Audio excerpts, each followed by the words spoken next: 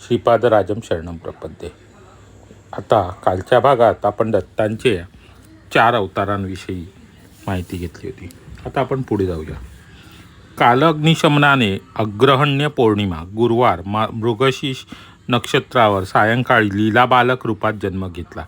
यालाच योगीजन वल्लभावतार म्हणतात. आता हा दत्तांचा 5वा अवतार आहे, योगीजन वल्लभ अवतार. श्री दत्त श्रीपाद वल्लभ रूपामध्ये पिटिकापूरमध्ये महापुण्य रूपिणी सुमती मातांना प्राप्त झाले.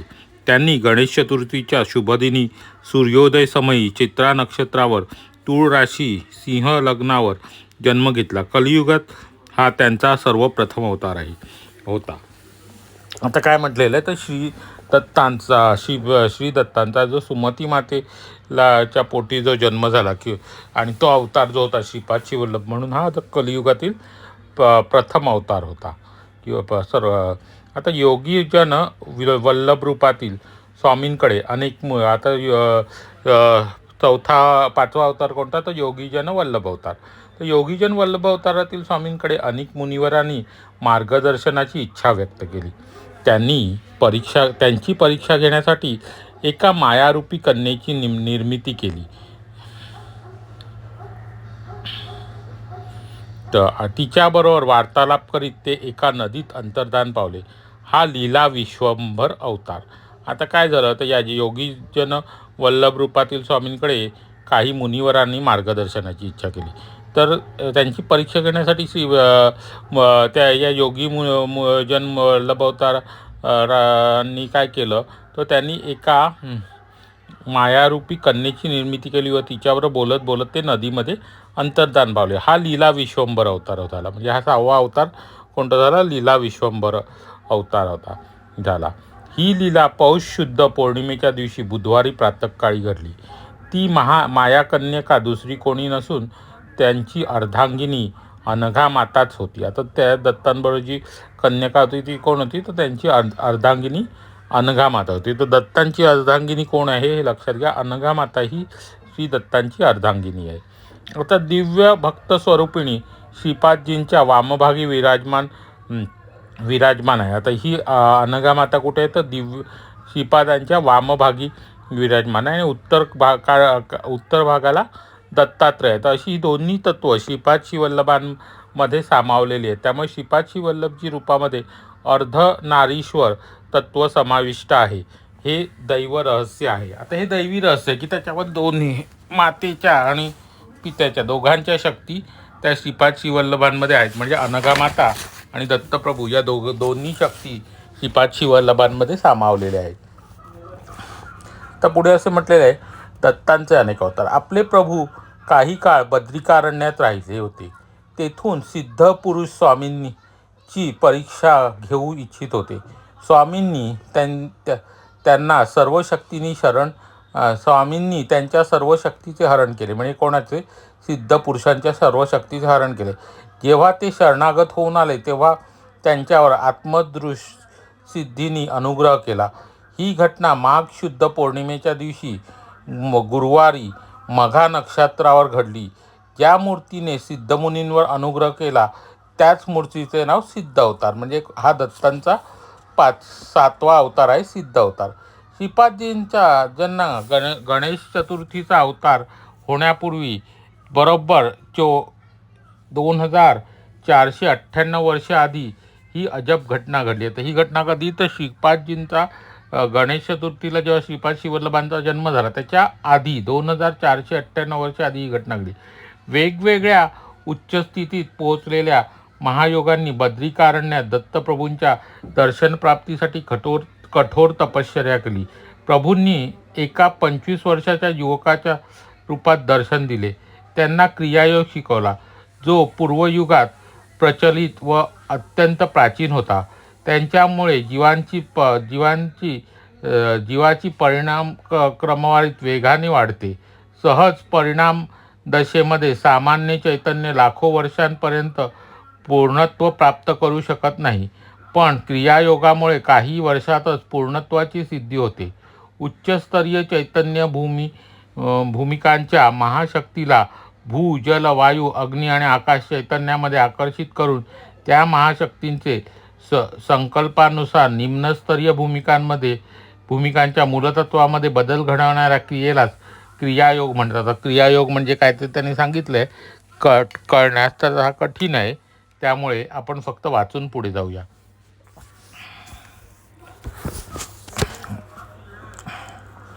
क्रियायोग म्हणतात. ही अतिशय गोपनीय अशी दत्तात्रयांची योगक्रिया आहे. त्यामुळे शरीराच्या आतील कण प्राणवायूने व्याप्त होतात. शरीराच्या आतील कृष्णांगारक अर्थात कोळशासारखे रूप कमी होते आणि मानवाला मृत्यूवर विजय मिळवून मृत्युंजय रचण्याचा हा राजमार्ग आहे. हा परमगुरु स्वरूपाला त्यांनी क्रियायोगाने शिक्षण दिले, म्हणून त्यांना बाबाजी म्हणतात. आता त्यांना काय म्हणतात? बाबाजी म्हणतात. पण आता सिद्धराज अवतारापर्यंत पोचलेलं. बाबाजींनीच आदिशंकराला चांडाळ रूपात पाहून ज्ञानरोध केला होता, म्हणून ते सशरीर आहेत. जेव्हा दत्तात्रयांनी योग्यांना बाबाजी रूपामध्ये दर्शन दिले, तेव्हा त्यांना भूमंडळावर अवतरित होण्याची इच्छा व्यक्त करण्यास ते योगी विसरले.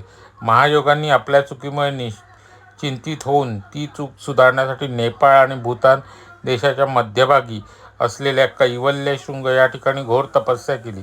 त्यांच्यामध्ये अधिकांश महायोगी काही शेकडो वयाचे होते. ते महातपशाली होते. त्यांची प्रार्थना ऐकून प्रभूंनी दर्शन दिले. त्या प्रार्थनेचे फलस्वरूप आकाशामध्ये एक तेजोपुंज दृग्गोचर झाला. त्याची कांती कोटी सूर्यांच्या कांतीप्रमाणे होती. हळूहळू आदी मध्य अंत्य अशा महाचेतन एका महातेजाने एका वृद्धाचे रूप धारण केले. ते त्या प्रभूंना त्या विश्वेश्वर महाप्रभू असे म्हणत.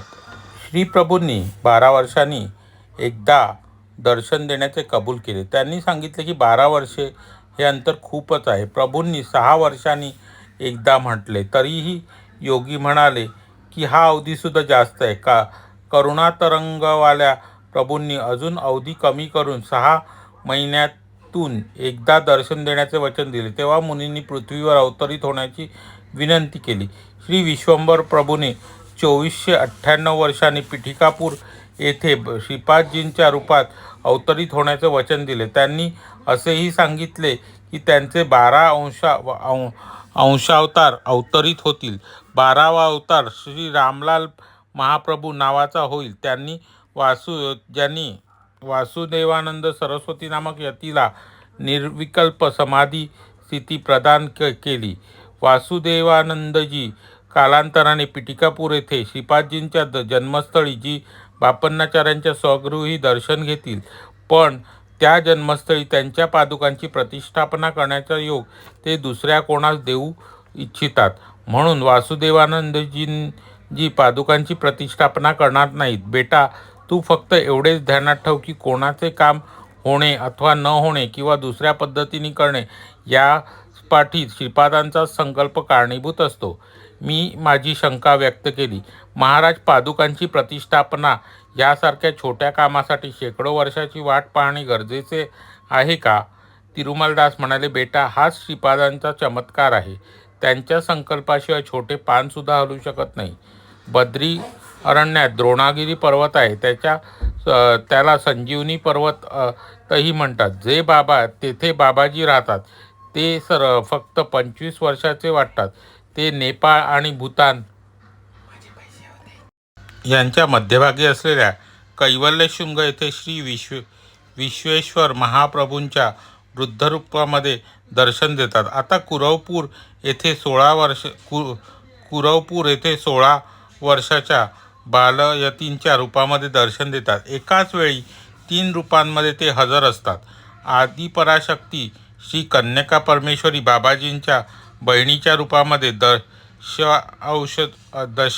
दशअश्वमेध घाटाच्या गुहेत राहते.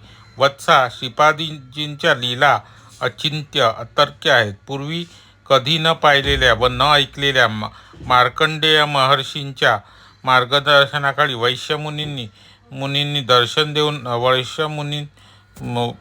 मुनींनी काशीमध्ये महायज्ञ केला होता. तेव्हा कन्यका परमेश्वरींनी दशाश्वमेध घाटावर त्यांना दर्शन देऊन आशीर्वाद दिला. ही घटना आषाढ पौर्णिमेच्या दिवशी घडली. वेदव्याससुद्धा आषाढ पौर्णिमेच्या दिवशी जन्मले होते. या पौर्णिमेचे नाव गुरुपौर्णिमा असे आहे. गुरूंचे गुरु आदिगुरु दत्तात्रय आहेत. परशुराम यज्ञ करीत होते. श्रावण शुद्ध अष्टमी सोमवार या दिवशी सर्वांनी कृष्णामलक वृक्षाखाली पिंगळनाग नावाच्या मुनींना आपल्या यथार्थ शिष्यत्वाविषयी सांगितले. यालाच शिवस्वरूप अवतार किंवा संसारहीन अवतार म्हणतात. ब्रह्मदेव एकदा वेद विसरले. भाद्रपद चतुर्दशी गुरुवार शततारका नक्षत्राच्या दिवशी ब्रह्म दत्तस्वामींना शरण गेले. स्वामींनी त्यांना वेदांचा अनुग्रह केला. या दत्तावतार मूर्तीचे नाव देवदेवावतार आहे. यदू महाराजांना अवधूत रूपात दर्शन देऊन त्या आपल्या 24 गुरूंविषयी सांगितले. अशा प्रकारे आपला अनुग्रह दिला. याला दिगंबरा अवतार म्हणतात. हा अवतार अश्विन शुद्ध पौर्णिमा बुधवार या दिवशी झाला. गोरक्षक नावाचा एक सद्भक्त होता. त्याला गोरखनाथ असेही म्हणत.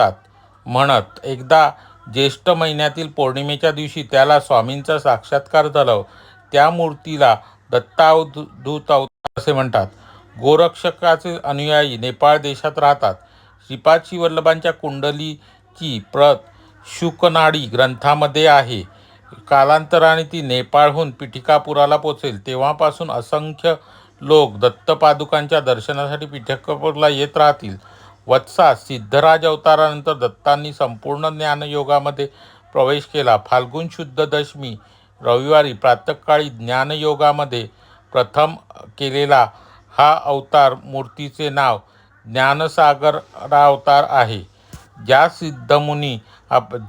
सिद्धमुनींनी आपल्या प्रभूंकडून ज्ञानयोगाची दीक्षा घेतली त्यांनी आपली ज्ञानसाधना सुरू ठेवली होती. स्वामींनी त्यांची परीक्षा घेण्यासाठी अत्यंत विकृत स्वरूपात त्यांना दर्शन दिले. ते योगी संपूर्णपणे शरण आले. त्यांना पूर्णरूपाने अनुग्रहित केले. ही घटना चैत्रशुद्ध पौर्णिमेच्या दिवशी मंगळवार चित्रा नक्षत्रामध्ये घडली.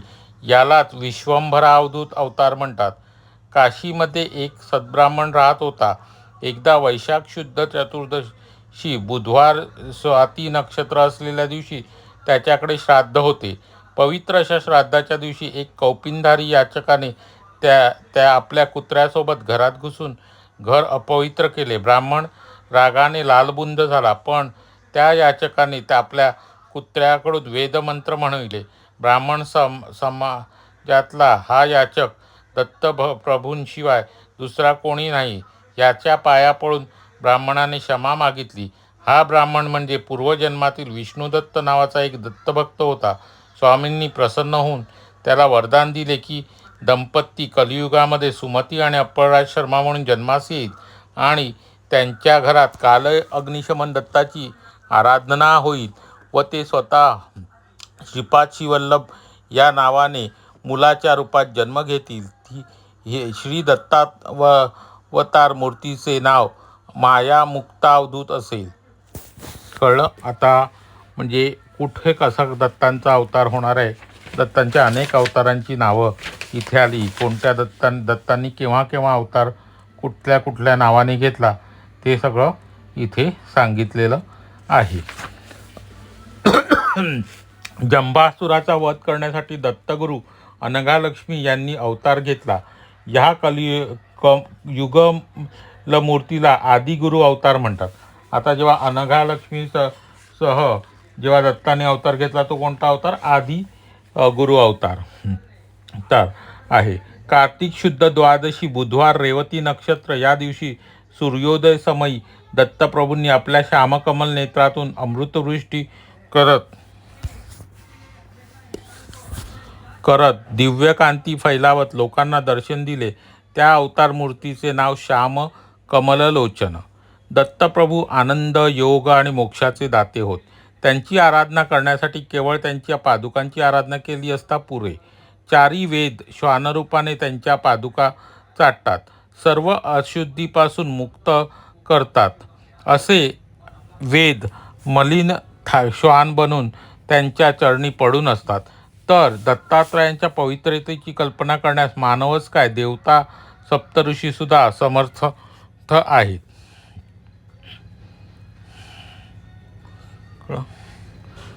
युगांतरी जेव्हा वामनावतार झाला होता तेव्हा त्यांचे समकालीन असलेले श्री वामदेव महर्षींचा सुद्धा जन्म झाला. त्यांच्या जन्मसमयी मातेच्या गर्भातून केवळ शीर बाहेर आले आणि चारी दिशेने अवलोकन करून पुन्हा गर्भात निघून गेले. तेव्हा देवता व ऋषीगणांनी प्रार्थना केली की श्री वामदेवांनी पुन्हा जन्म घेतला. ते जन्मतः ब्रह्मज्ञानी होते. त्याचप्रमाणे श्रीपादांनी जन्मसमयी सुद्धा घडले. याप्रमाणे 2 वेळा जन्म घेतल्याने त्यांना आजन्म द्विज होत. हे ब्रह्मज्ञान संपन्न होते. ते संपूर्ण अखंड आणि अनंत अद्वैत सच्चिदानंद घन असल्याकारणाने या अवतारात त्यांना गुरु अशी व्यक्ती नव्हती. श्रीपाद प्रभूंचा गणेश चतुर्थीला चित्रा नक्षत्रावर तूळ राशीत सिंह लग्नात जन्म झाला. वास्तवात ते त्रिमूर्तीचे संयुक्त रूप नसून त्रैमूर्तीच्या अतीत असलेले एक विशिष्ट तत्व व वास्तवात आहेत. म्हणून त्या त्रैमूर्तीस अतीत असलेले चतुर्तत्व असलेल्या सुचवण्यासाठी त्यांनी चतुर्थीस अवतार घेतला. आता बघा, दत्तात्रय हे त्रैमूर्तीचे रूप नसून ते त्याच्याही पलीकडचे आहेत असं सांगण्याचा जरा इथे अर्थ निघतो. चित्रा नक्षत्राचा अधिपती अंगारक म्हणजे मंगळ आहे. तो ग्रह पाप म्हणजे नीचस्थानी असता सकळ जीवराशीस अमंगळप्रद ठरतो. सकळ अमंगळाचे हरण करून शुभमंगलत्व प्रदान करण्यासाठी प्रभूंनी चित्रा नक्षत्रामध्ये जन्म घेतला. चित्रा नक्षत्र असताना श्रीपाद प्रभूंचे पूजन केल्यास विशेष फलप्रद ठरते. श्रीपाद प्रभू साक्षात धर्मशास्त्रे आहेत.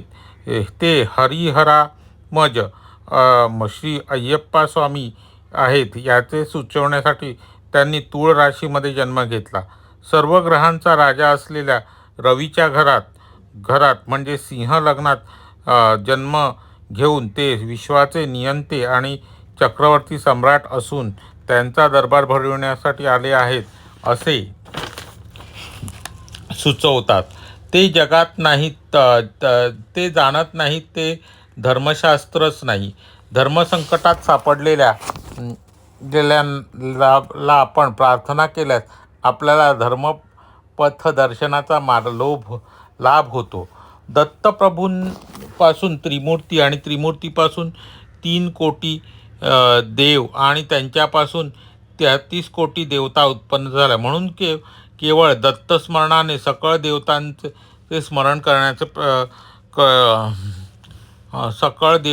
स्मरण केल्याचे फल प्राप्त होते. आता इथे जरा वेगळा संदर्भ मी देतो. तर दत्तप्रभूंपासून काय उत्पन्न झाली? त्रिमूर्ती. आणि त्रिमूर्तीपासून 3 कोटी देव आणि त्यांच्यापासून 30 कोटी देव हे उत्पन्न झाले. म्हणून केवळ दत्त स्मरणाने सकळ देवतांचे स्मरण प्राप्त, म्हणजे जे काही 33 कोटी देव आहेत त्यांचे स्मरण करण्याचे पुण्य हे दत्तस्मरणाने प्राप्त होते. दत्तप्रभूंच्या ब्रह्ममुखास ऋषी पूजन करावे. विष्णुमुखास श्री सत्यनारायण व्रत आणि विष्णू सहस्रनामाने पूजन करावे आणि रुद्रमुखास रुद्राभिषेकाने अभिष्ट चिंतन करावे. दत्तांच्या त्रिमूर्ती आहेत, तर त्या त्रिमूर्ती जे आहे 3 मुख आहेत, त्या मुखास पूजन कसे करावे? तर ब्रह्ममुखास ऋषी पूजन करावे. म्हणजे जर ऋषींचे पूजन करायचं असेल तर ब्रह्ममुखास करावे.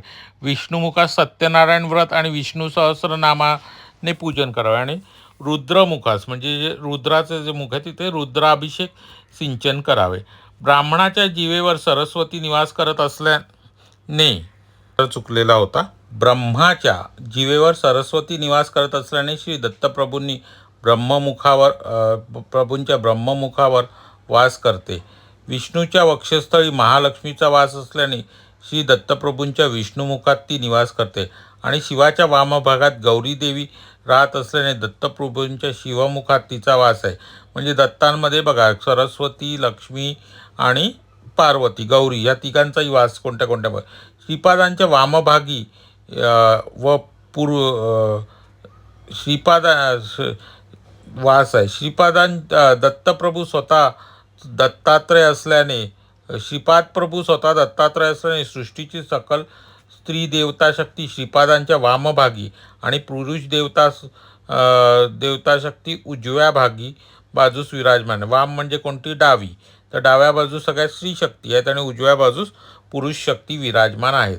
श्रीपादांच्या तिरुपतीमधील सप्तगिरीवर अवतरलेले श्री व्यंकटेश्वर स्वामी हे साक्षात श्री दत्तप्रभूच आहेत. वैकार म्हणजे अमृतबीज व कट म्हणजे वैकार म्हणजे अमृतबीज. आता व्यंकटमधला वैकार म्हणजे काय? वै हा जो आहे तो अमृतबीज आणि कट म्हणजे ऐश्वर्यबीज. वै म्हणजे पाप आणि कट म्हणजे खंडन, म्हणजे खंडन करणारा, हरण करणारा असा अर्थ होतो. म्हणजे श्री व्यंकटेश्वर हे दिव्य अमृत व ऐश्वर्याचे प्रदाते आहेत व ते पापांचं हरण करणारे सुद्धा आहेत.